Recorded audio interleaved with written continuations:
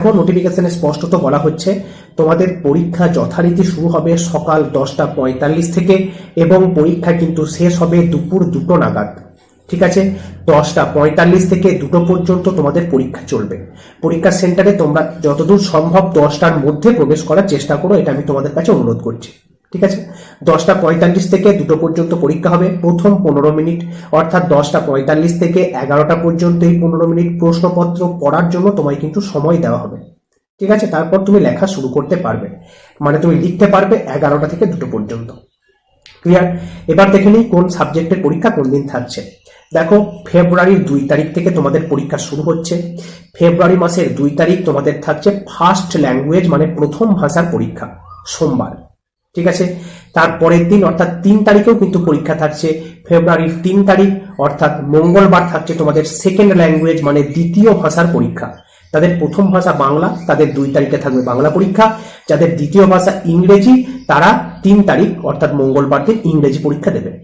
হলো, তারপরের দিন কিন্তু ছুটি থাকছে। তারপরে তোমরা 2 দিন ছুটি পাচ্ছ, 4 তারিখ এবং 5 তারিখ। আবার তোমাদের পরীক্ষা থাকছে 6 তারিখ। 6 তারিখ থাকছে ইতিহাস বিষয়ের পরীক্ষা, মানে ইতিহাস সাবজেক্টের আগে 2টো দিন কিন্তু ছুটি পাবে। ক্লিয়ার? নেক্সট আবার পরীক্ষা থাকছে তোমাদের 7 তারিখ মানে পরদিন। 7 তারিখ থাকছে তোমাদের ভূগোল পরীক্ষা। নেক্সট 8 তারিখ ছুটি থাকবে। 9 তারিখে দেবে তোমরা অঙ্ক বা গণিত পরীক্ষা। ঠিক আছে, তাহলে অঙ্ক পরীক্ষা বা গণিত পরীক্ষার আগে একটি দিন তোমরা কিন্তু ছুটি পাচ্ছ। ক্লিয়ার? 9 তারিখে তোমরা দিচ্ছ গণিত পরীক্ষা। তারপরে আসছে 10 তারিখ। 10 তারিখে থাকছে তোমাদের ভৌত বিজ্ঞান পরীক্ষা, ছুটি কিন্তু থাকছে না। 10 তারিখে দেবে ভৌত বিজ্ঞান পরীক্ষা।